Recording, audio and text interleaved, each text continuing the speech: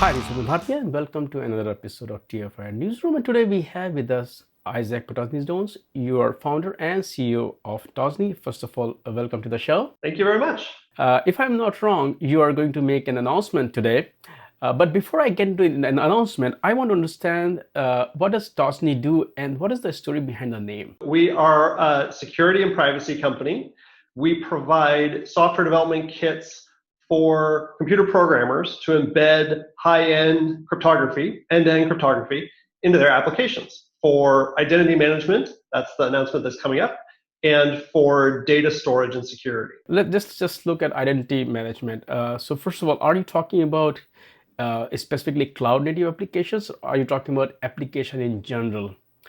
And depending on who you're targeting, or irrespective of who you're targeting, how critical is identity management in today's world, where we are using so many services? Or just from your perspective, what do you mean by identity management?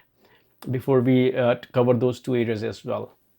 Sure. To us, identity management is really about authentication. That's sign in. It's about access control and permissions. And typically, as in with our case, it's about single sign-on. So you can log into one application, and that authorizes you to log into other applications as well. In an enterprise context, this could be your internal services. It could be stuff you're using in the cloud, etc. And from a product perspective, you as a developer can embed this into your application so that your end users have a single identity that's well secured across any of your microservices or your entire architecture. What kind of developers or workload you're targeting? Is it cloud native or specific, or it doesn't matter? It's really for any kind of developer or even an IT staff. So you, as an IT staff, you could embed this into your infrastructure to log people into Slack, into GitHub, etc. And from a developer perspective, you could be a mobile developer and you could embed it into your mobile apps. A web developer, we have a JavaScript framework, or on the server side, we support a bunch of different programming languages so that you can, for instance, encrypt on mobile and decrypt on server, or encrypt on user A's mobile device and decrypt on user B's mobile device. So we really have all kinds of different options for different types of developers and use cases. And identity management is, there's so many already solutions out there. So what value are you, as Potoczny bringing to the market?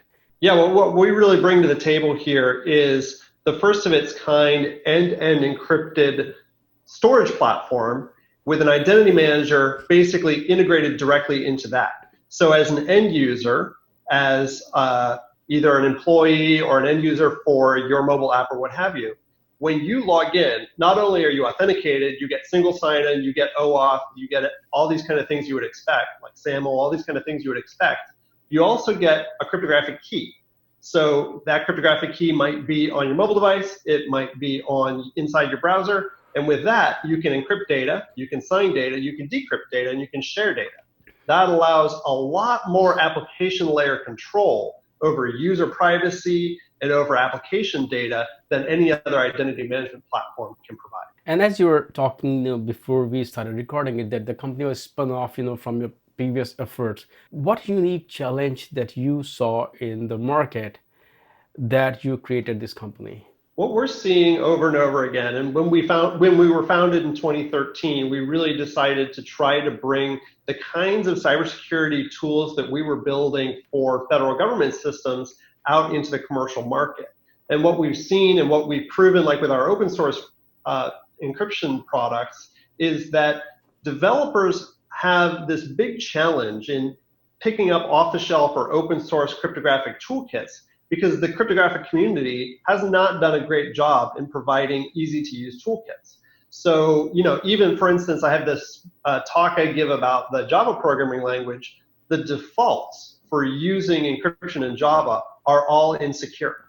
And if you pick it up as a developer and you just read the documentation like you do, and you find some examples on Stack Overflow or whatever, and you use those, you might actually be implementing vulnerabilities directly into your own application, thinking that you're adding a strong layer of cryptography. So what we try to do, instead of forcing developers to learn about AES and how to manage public and private keys, we give you toolkits so that you can do your kind of standard operations like create, read, update, delete, share, and query data instead of something like AES, ECB with this key size and that key size and an HSM, et cetera, et cetera. We hide all that behind a toolkit.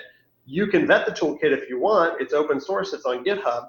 But if you want to use a toolkit that just provides those kind of higher level primitives that a programmer's used to, this is a way you can do it.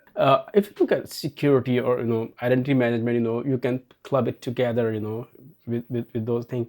It's all often seen as an afterthought. Developers don't start their applications with their identity management or security in mind. It's always an afterthought. So how does your approach make it easier for them to actually embrace it at any stage that they want or feel comfortable with it, instead of becoming an afterthought where they have to look at things, haul that. Yeah, you're absolutely right. I think security is really often an afterthought. It's often, especially in encryption, security is often put into the realm of the IT staff or the infrastructure staff or the DevOps staff, and is considered pretty much completely separate from the software development team.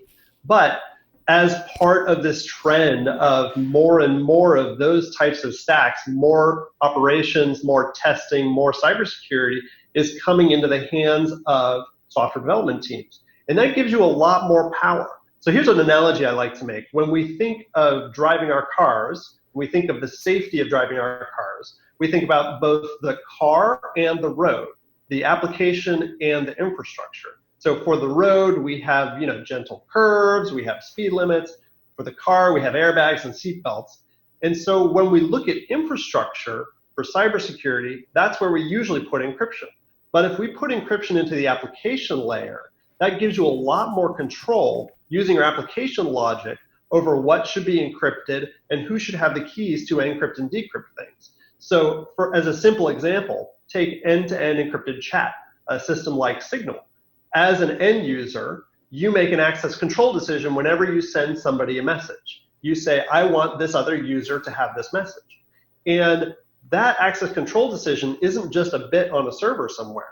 It is a cryptographic operation that says they can't decrypt the message unless they have a key. That's one simple example of an authorization decision that you can make at the application layer. But there are many, many types of operations and many, many types of access control decisions that you make, and all of those could be enforced with encryption. What are the trends that you're seeing in the market? Because people are becoming, quite aware about these things, and that's why not only we are seeing a lot of, not only product but also projects. So I want to just understand from your, point of view, that what kind of trends or changes do you see? I mean, we have DevSecOps now in the market today. That actually makes even more easier for you to actually not have to sell the idea of it. You have to actually just come up with a product or project, and there is already a market for that. Yeah, I think you're seeing more and more developers building application layer encryption into their products. But that's causing more and more encryption bugs and more CVEs and vulnerabilities coming out. And so, it is a really big trend, I think, to move more because of the automation and the economy of scale you can get at the application layer. As developers, there's a lot of trend for the development team to take on more and more accountability for the entire stack. We call that shift left, right? So I kind of think of this toolkit as shift left cryptography. And another point I wanted to make about when you think of privacy or cybersecurity as a technology problem and or a people problem, et cetera, I think there's very often an opportunity to take the so-called people problems of technology, people problems of cybersecurity, and find a technical solution to them.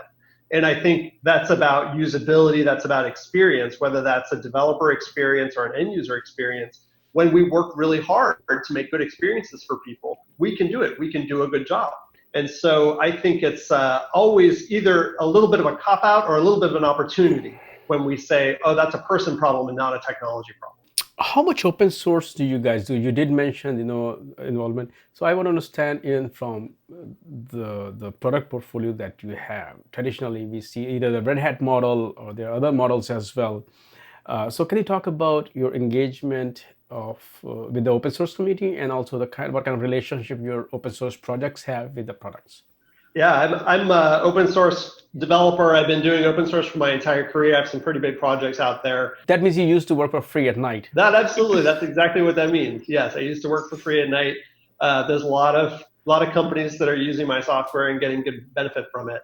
And I learned a lot doing it. I love open source, and I think it's a part of giving back. Our toolkits are a mix. So our toolkits basically, because they're software development kits, and we want you to embed them into your application. We want you to be able to look at the crypto and vet the crypto if that's what you want to do. So the crypto all happens in the client, and that's what's open source. We also have a SaaS component that is not open source, that is all of our server-side stuff. And of course, we use a ton of open source software in the course of developing all of that application. You can't operate today without doing that, of course. So we try to find a good balance there. We're really trying to find our way as a company to larger scale commercial license revenue. So this is our foray into it. I'm curious about your product portfolio. Can you just, quickly, give us a glimpse of, what kind of offerings that are there? Yeah, so we have basically two key components. One is Taz Store, and that is our end-to-end encrypted storage platform. So as a developer, you could embed our SDK into your mobile app or your browser or your server and encrypt and decrypt data between all these services. That works for structured data as well as unstructured data. Any two parties can share data with each other, and behind the scenes, there's a cryptographic key exchange that happens when you do that.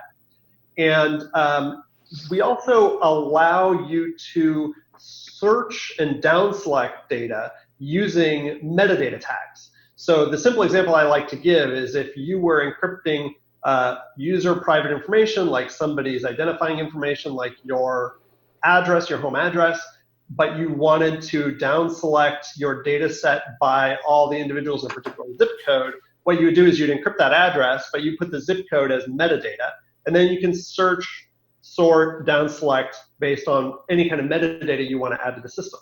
So it really tries to create that balance between complete cryptography where everything is encrypted and you can't access it, or elements that you can access, you can search, you can query. So it tries to solve all those problems for the developers in a kind of robust but simple to use way. So that's Taz Store. You can put JSON blobs in there, and you can put files in there. It's really for any kind of data. On top of that is Taz ID. So it's an identity and access management solution with single sign-on, with OAuth, with OpenID Connect, SAML, multi-factor auth, all the kinds of things you'd expect to see there.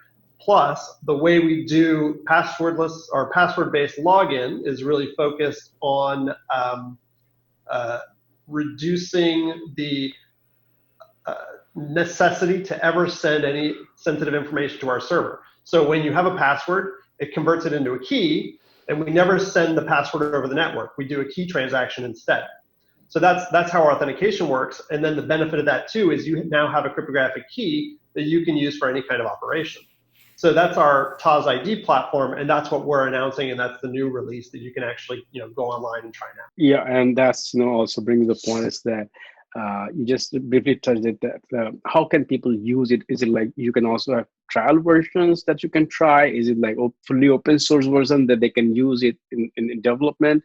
And what are the pricing models like? Yeah, absolutely. You can try now. It's free to try it. I believe it's like a 30-day trial. All of the SDKs are all free to download. So if you got onto our documentation site and you had any trouble at all getting this going in like an hour or two, then I definitely want to know about it. I think you should be able to get this going in probably a half hour and start to do end-to-end encryption really quickly here.